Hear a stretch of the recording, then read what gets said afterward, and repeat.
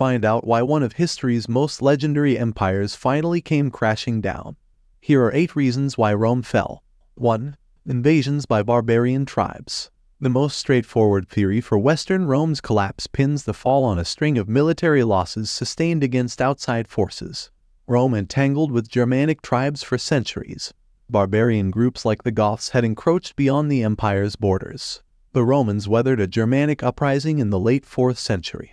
But in 410 the Visigoth king Alaric successfully sacked the city of Rome. The empire spent the next several decades under constant threat before the Eternal City was raided again in 455, this time by the Vandals. Finally, in 476, the Germanic leader Odoacer staged a revolt and deposed Emperor Romulus Augustulus. From then on, no Roman emperor would ever again rule from a post in Italy, leading many to cite 476 as the year the Western Empire suffered its death blow. 2. Economic troubles and over-reliance on slave labor. The Visigoths sack Rome.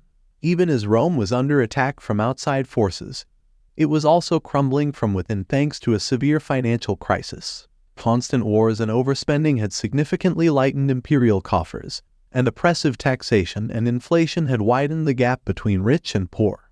In the hope of avoiding the taxman, many members of the wealthy classes had even fled to the countryside and set up independent fiefdoms. At the same time, the empire was rocked by a labor deficit. Rome's economy depended on slaves to till its fields and work as craftsmen, and its military might had traditionally provided a fresh influx of conquered peoples to put to work. But when expansion ground to a halt in the 2nd century, Rome's supply of slaves and other war treasures began to dry up. A further blow came in the 5th century, when the Vandals claimed North Africa and began disrupting the empire's trade by prowling the Mediterranean as pirates. With its economy faltering and its commercial and agricultural production in decline, the empire began to lose its grip on Europe. 3. The rise of the Eastern Empire.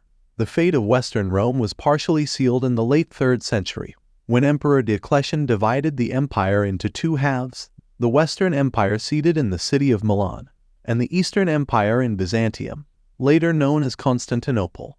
The division made the empire more easily governable in the short term. But over time the 2 halves drifted apart. East and West failed to adequately work together to combat outside threats, and the 2 often squabbled over resources and military aid.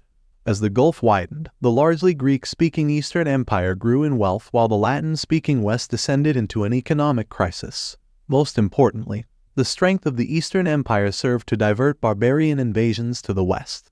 Emperors like Constantine ensured that the city of Constantinople was fortified and well guarded. But Italy, and the city of Rome, which only had symbolic value for many in the East, were left vulnerable. The Western political structure would finally disintegrate in the 5th century.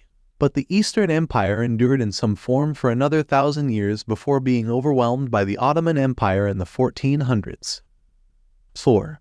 Overexpansion and military overspending. At its height, the Roman Empire stretched from the Atlantic Ocean all the way to the Euphrates River in the Middle East, but its grandeur may have also been its downfall.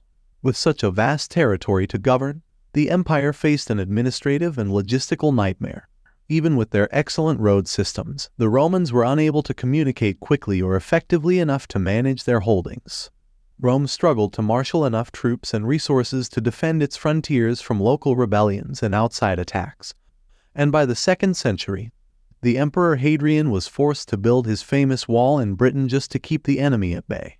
As more and more funds were funneled into the military upkeep of the empire, technological advancement slowed and Rome's civil infrastructure fell into disrepair.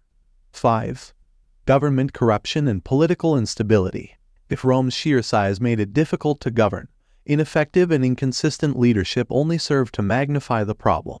Being the Roman emperor had always been a particularly dangerous job, but during the tumultuous 2nd and 3rd centuries it nearly became a death sentence. Civil war thrust the empire into chaos, and more than 20 men took the throne in the span of only 75 years, usually after the murder of their predecessor. The Praetorian Guard, the emperor's personal bodyguards, assassinated and installed new sovereigns at will, and once even auctioned the spot off to the highest bidder. The political rot also extended to the Roman Senate, which failed to temper the excesses of the emperors due to its own widespread corruption and incompetence. As the situation worsened, civic pride waned and many Roman citizens lost trust in their leadership. 6. The arrival of the Huns and the migration of the barbarian tribes. The barbarian attacks on Rome partially stemmed from a mass migration caused by the Huns' invasion of Europe in the late 4th century. When these Eurasian warriors rampaged through northern Europe, they drove many Germanic tribes to the borders of the Roman Empire. The Romans grudgingly allowed members of the Visigoth tribe to cross south of the Danube and into the safety of Roman territory, but they treated them with extreme cruelty. According to the historian Ammianus Marcellinus, Roman officials even forced the starving Goths to trade their children into slavery in exchange for dog meat. In brutalizing the Goths, the Romans created a dangerous enemy within their own borders. When the oppression became too much to bear, the Goths rose up in revolt and eventually routed a Roman army and killed the Eastern Emperor Valens during the Battle of Adrianople in AD. 378. The shocked Romans negotiated a flimsy peace with the barbarians, but the truce unraveled in 410, when the Goth king Alaric moved west and sacked Rome. Germanic tribes like the Vandals and the Saxons were able to surge across its borders and occupy Britain, Spain, and North Africa. 7. Christianity and the loss of traditional values. The decline of Rome dovetailed with the spread of Christianity, and some have argued that the rise of a new faith helped contribute to the empire's fall. The Edict of Milan legalized Christianity in 313, and it later became the state religion in 380.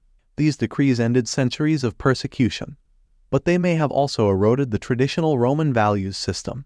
Christianity displaced the polytheistic Roman religion, which viewed the emperor as having a divine status, and also shifted focus away from the glory of the state and onto a sole deity. Meanwhile, popes and other church leaders took an increased role in political affairs, further complicating governance. The 18th century historian Edward Gibbon was the most famous proponent of this theory, but his take has since been widely criticized. While the spread of Christianity may have played a small role in curbing Roman civic virtue, most scholars now argue that its influence paled in comparison to military, economic, and administrative factors. 8. Weakening of the Roman legions. For most of its history, Rome's military was the envy of the ancient world. But during the decline, the makeup of the once mighty legions began to change. Unable to recruit enough soldiers from the Roman citizenry, emperors like Diocletian and Constantine began hiring foreign mercenaries to prop up their armies. The ranks of the legions eventually swelled with Germanic Goths and other barbarians, so much so that Romans began using the Latin word barbarus in place of soldier. While these Germanic soldiers of fortune proved to be fierce warriors, they also had little or no loyalty to the empire, and their power-hungry officers often turned against their Roman employers. In fact, many of the barbarians who sacked the city of Rome and brought down the Western Empire had earned their military stripes while serving in the Roman legions.